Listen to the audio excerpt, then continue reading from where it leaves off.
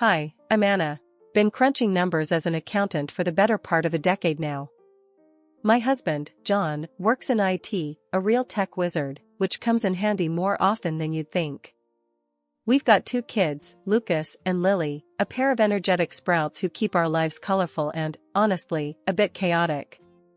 We've just moved into our new house, a dream I've had since the kids were born. You see, John and I decided early on that we wanted a proper home for the kids to grow up in, not just any place would do.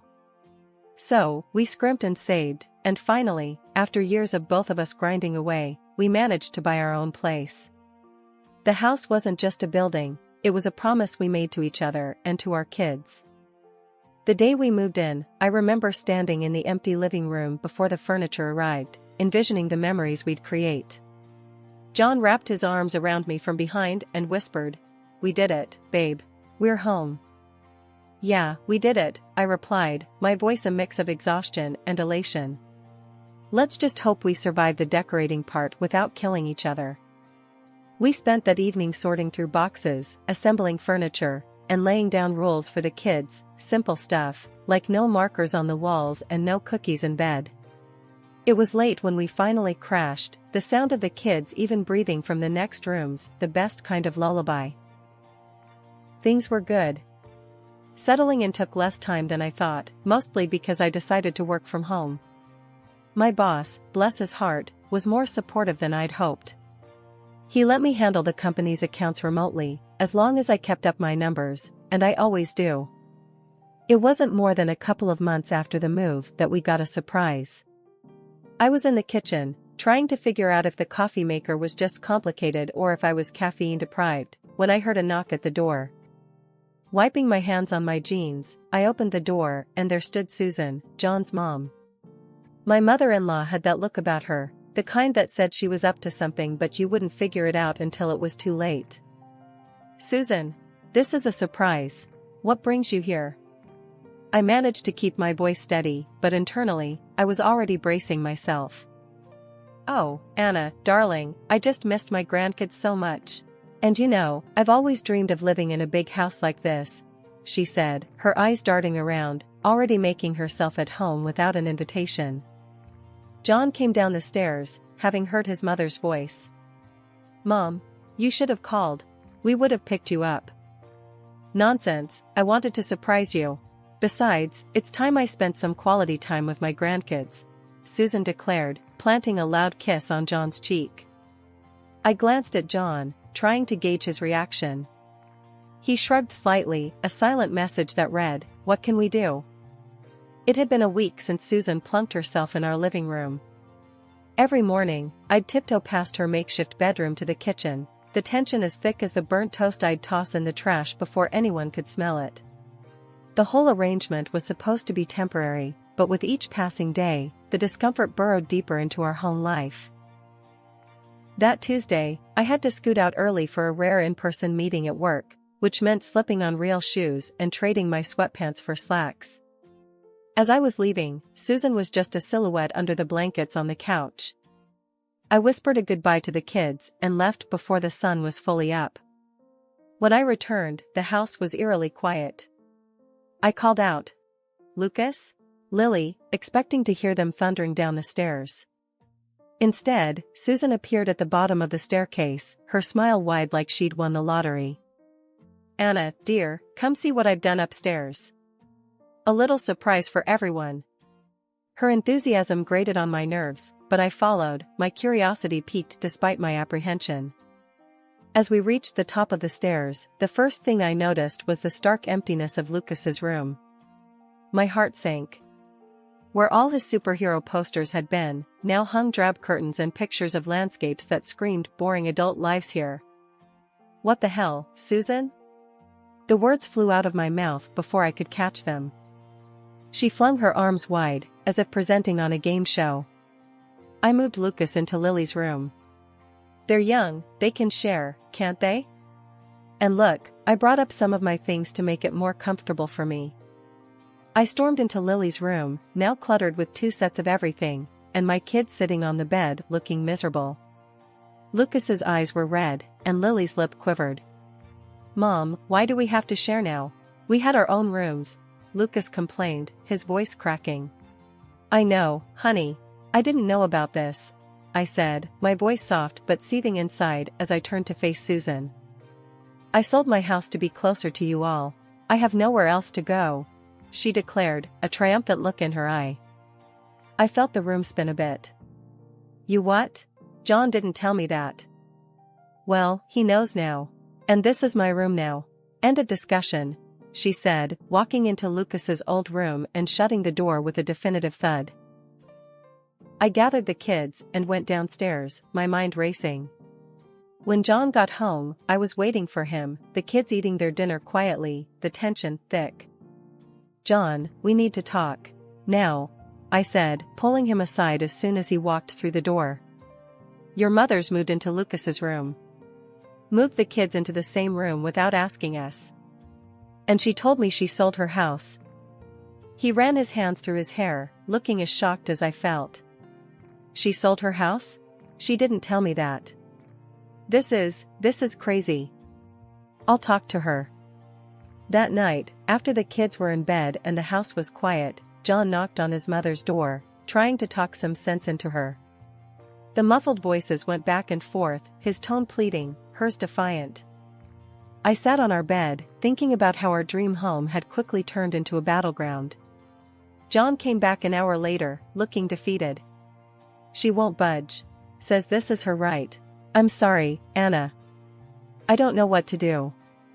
Every day was a new adventure and patience. I had set up my office in the corner of our bedroom, the only spot I could claim as somewhat quiet for my work calls. My job as an accountant wasn't something you could pause and play at your convenience, but try explaining that to Susan. This particular Thursday, I was deep into reconciling some accounts, my laptop spread with spreadsheets and reports, when Susan barged in, a bag of shopping swinging from her arm. Anna, you spend all day on that thing. Don't you ever take a break? She chided, not caring that I was mid-call with a client. Susan, I'm on a call, I hissed, covering the microphone with my hand, my cheeks burning with embarrassment. Oh, it sounds more like you're chatting with a girlfriend. She chuckled and shrugged, setting down her shopping on the table, spreading her latest treasures across my work area. I muted the call, my heart pounding. Susan, I need this space to be clear. I'm working. Working? Looks more like you're just fiddling on the computer. Back in my day, work meant getting your hands dirty, she scoffed, waving a hand dismissively. Unwilling to argue further, I unmuted the call and tried to focus, but my concentration had shattered. As I wrapped up the call, Susan had already floated away, probably to stow her new haul of discount buys, useless figurines and out-of-fashion clothes that seemed to multiply each day. Later that afternoon, the sound of crying broke my concentration again. It was Lucas, sobbing over something in the living room. Dropping everything, I rushed to him, finding him holding an empty comic book sleeve. Mom, my Spider-Man comics are gone. I left them right here. My heart sank. Let's go ask Susan, sweetie. Maybe she moved them. We found Susan in her room, the door ajar, surrounded by piles of her shopping conquests. Susan, did you see Lucas's comics? I asked, trying to keep my voice even. She glanced up, her nose wrinkling in disgust. Those old things? I threw them out. They were cluttering up the living room, and I can't stand spiders. Creepy, crawling things. No need for that nonsense in the house. Lucas's face crumpled, tears streaming down his cheeks. But Grandma, they were my favorite. Spider-Man isn't real. He doesn't crawl. I don't care. I don't like them, and they're gone, Susan snapped, turning back to her clutter. As Lucas calmed down, I stepped into the hallway, my mind racing. Susan's disregard for what wasn't hers was growing unbearable. Every inch of space was slowly being consumed by her belongings, her rules, her presence. From the crack of dawn to the hush of night, Susan's presence was like a cloud, casting a shadow over our family's daily life. And with each passing day, her comments and criticisms grew sharper, cutting into the fabric of our routine and comfort. It was a Tuesday morning, and I had just finished getting the kids ready for school when Susan decided to comment on my appearance. "Anna, when was the last time you had a manicure? You really should try to keep yourself up, you know." I glanced down at my hands, nails chipped from household chores, and typing furiously on my laptop. "I've been busy, Susan. You know, taking care of the kids and working from home." She said, shaking her head. "A little effort wouldn't hurt. John would appreciate it." Ignoring the sting of her words, I went to the kitchen to prepare breakfast. But as soon as I served the eggs and toast, Susan was on to her next critique. "Is this how you usually cook? It's a bit bland, dear. You really should take some cooking lessons." The kids ate silently, casting me worried glances.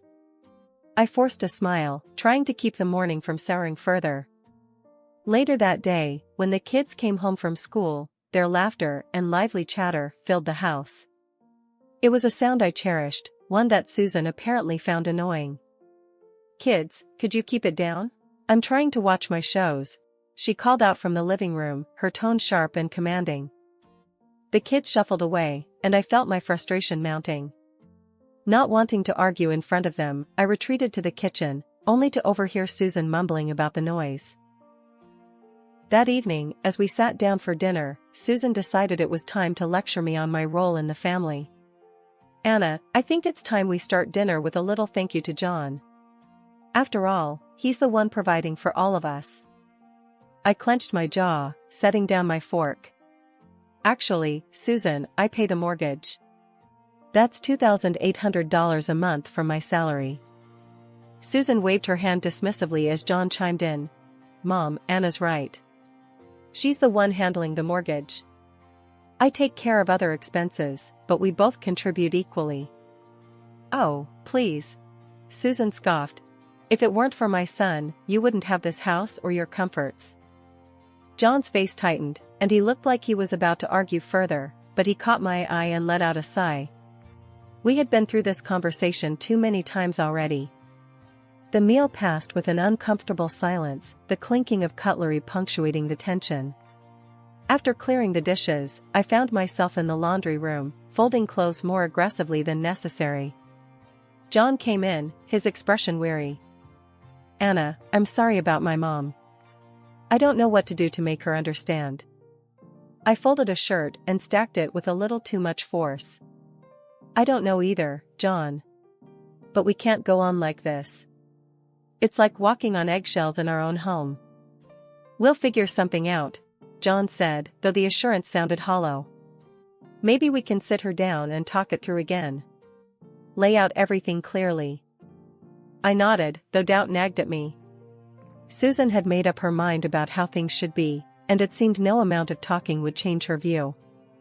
This morning started just like any other Tuesday, with me dropping the kids off at school, before heading back to the house. I was prepping for an important online conference with my boss and a couple of key executives from the company, a meeting that could significantly impact my career. However, the moment I stepped inside, I knew something was off. The house was bustling with noise, laughter, and the clinking of dishes. Susan had invited her friends over for an impromptu breakfast gathering, apparently turning our living room into her personal social club. I sighed, rubbing my temples as I poured myself a quick cup of coffee. Trying to stay calm, I headed to my office, hoping to find some sanctuary. As I settled down, adjusting my webcam and reviewing my notes one last time, I could hear the muffled chatter and laughter from the living room. I tried my best to block it out, focusing on the upcoming discussion. But just as the meeting started and I began to explain the quarterly projections, the door to my office flew open. Susan, leading her troop of friends, burst in loudly asking, "Anna, why didn't you make us some coffee too? And where's our breakfast? You can't just ignore your guests." Stunned, I muted my microphone, my cheeks flushing with embarrassment. "Susan, I'm in the middle of a work meeting. Can this wait?" I hissed, trying to keep my voice low and calm. "No, it can't. You think because you're working, you can neglect your duties as a hostess?" Susan retorted, her voice rising with every word. Frustrated, I pointed at her sharply. Keep it down, I'm working." In response, Susan's expression twisted into one of defiance, and in a dramatic gesture, she grabbed my laptop and threw it onto the floor. The screen went black, the sound of my boss's voice cut off abruptly as the machine hit the carpet with a thud.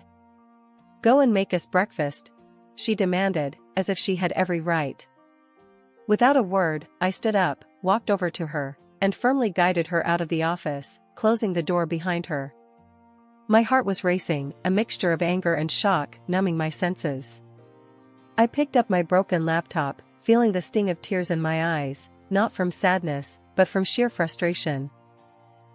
Taking a deep breath, I pulled out my phone and dialed my boss, explaining what had just happened. To my relief, he was more understanding than I expected. "I get it, Anna. Family situations can be tough. Just see if you can sort it out, okay? We need you focused." After hanging up, I could hear Susan in the living room, loudly proclaiming to her audience, "You have to teach these young ones how to behave. If you let them, they'll walk all over you. It's our duty to put them in their place." The audacity of her words made my blood boil, but I knew I had to hold it together. Later that evening, when John came home, I told him everything. His face darkened with each word I spoke. "He did what? That's it. She's paying for a new laptop," he said, his jaw set in anger. "This has gone far enough, Anna. I'm sorry. I'll handle it." He confronted his mother about the incident. Susan, perhaps realizing she had crossed a line, suddenly clutched at her chest, her face contorted in pain. "I'm not feeling well," she gasped, her voice shaky. "Mom, are you okay?" John's tone shifted from anger to concern in a heartbeat. "I need to lie down. This is too much for me," Susan said dramatically, before retreating to her room and locking herself in. The next morning, Susan declared she'd be retreating to a boarding house to restore her health, and I watched her pack with a practiced calm, masking the storm of thoughts whirling in my head. Her sudden declaration of illness, miraculously timed to avoid the fallout from breaking my laptop, seemed too convenient. John, equally skeptical, tried once more to broach the topic of the broken laptop, but she dodged his concerns with an airy wave, promising to discuss it later. As her taxi disappeared down the driveway, John turned to me, a mixture of relief and resolve on his face. "Okay, what's the plan?" he asked, as we stood in the quiet aftermath of her departure. "You know how your mom freaked out over Lucas's Spider-Man comics because she hates spiders?" I began, watching his reaction closely. John's eyebrows rose, a hint of a smile tugging at the corners of his mouth. "Yeah, she can't stand them. Why?" "Let's just say, what if we took that fear, and decorated the house with it? Not just any decorations, but make it look like a spider den," I suggested, the words out before I could reconsider. John chuckled, shaking his head in disbelief, before giving a firm nod. "Let's do it. It might just be crazy enough to work. And hey, Lucas will get a kick out of it." Feeling a mixture of excitement and guilt, I called a local artist known for their theatrical set designs.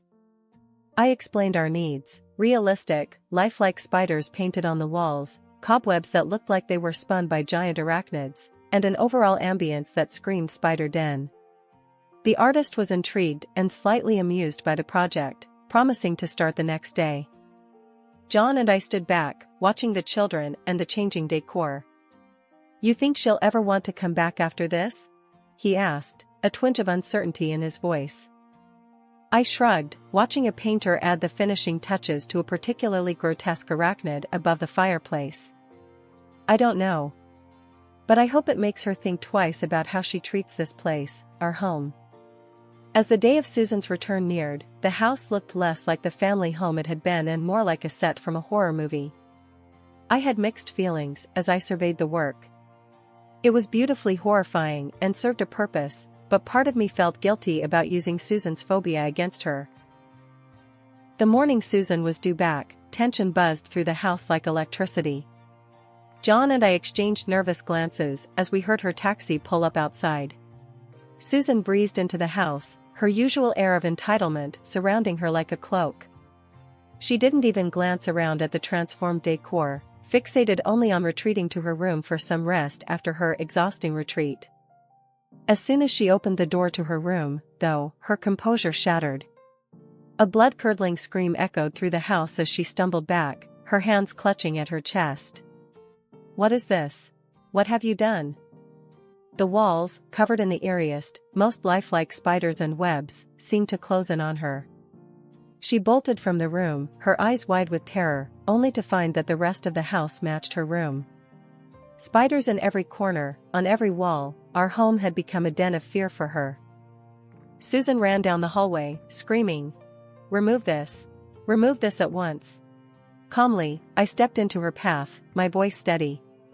"Susan, this is our house, and we decide how to decorate it. We like it this way." John joined me, adding, "We can't afford any changes right now, not after what happened because of you." Her face went pale, her eyes darting around as if the spiders might jump off the walls. "What are you talking about? What happened?" "Your little stunt with Anna's laptop got her fired. We're tight on money now. If you're going to stay, you'll need to contribute $2,800 a month for the mortgage," John lied smoothly, "the fabrication necessary to press our advantage." Susan gasped, clutching her heart again. "This is outrageous. You can't do this to me. I'm leaving. No one appreciates anything I do. I'm not staying in this horror house." As she scrambled to pack her things, I blocked her way at the door. "Before you leave, you owe us $2,000 for the laptop you broke." The color drained from her face, replaced by a flush of anger. She yanked her checkbook from her purse and scribbled furiously. Slamming the check into my hand, she lifted her chin proudly. "There. Now, I'm leaving for good." John and I watched as she hauled her suitcase out the door, her head high, but her shoulders tense. As the door closed behind her, the tension in the air dissolved, replaced by a collective sigh of relief. We turned to each other, John wrapping his arms around me, both of us laughing, a bit from relief, more from disbelief at how things had turned out. "We did it, Anna. It's over." Lucas and Lily came bounding over, their faces bright with smiles. "Is Grandma really gone?" Lucas asked, his voice a mixture of hope and uncertainty. "She's gone, buddy," John confirmed, ruffling his son's hair. "The house is ours again. We can keep the spiders, right?" Lily asked, her eyes gleaming with mischief. "We'll see, honey," I laughed, kissing her forehead. "We'll see." That night, as I tucked the kids into bed, their rooms finally free of Susan's overbearing presence, I felt a peace settle over me. We had our home back, our lives back, and while the method was unconventional, the result was all that mattered. I continued working from home as an accountant, still seated at my trusty desk by the window, overlooking the garden where the kids played. Of course, I hadn't really lost my job, that had been a fib to push Susan to take some responsibility, and thankfully, it worked. Life without Susan was less dramatic. Lucas dove deeper into his comic books, often sprawled across his spider-webbed floor, sketching his own superheroes. Lily had taken to gardening, her little patch outside blooming under her careful attention, a stark contrast to the faux arachnid menace indoors. As for Susan, last we heard, she'd moved into a nursing home. Not surprisingly, rumors filtered back to us through the grapevine, she was up to her old tricks, bickering with the administration and quarreling with other residents. Some people never change, I mused aloud after a call from a relative who had visited her. John shook his head, a wry smile on his face. "Let's just be glad she's spinning her web somewhere else." And true enough, life had become simpler without her daily dramas. We repaired relationships with friends and neighbors, some of whom Susan had alienated with her nosiness and complaints. Invitations started coming back in for backyard barbecues and birthday parties, social gatherings we had avoided during Susan's tenure in our home. One day, as I was setting up for a video conference call with a client, I caught sight of Lucas and Lily outside, laughing as they chased each other around the garden, ducking under sheets hung out to dry. The normalcy of it filled me with a profound sense of contentment. I never realized how much tension there was until it was gone, I told John later that evening. He nodded, wrapping an arm around me. We did what we had to do, Anna. For our family. Our home was our sanctuary once more, the kids were happier, and John and I had found our way back to each other after all the strain. The spiders on the walls served as a reminder of what we had overcome, a quirky symbol of our family's resilience.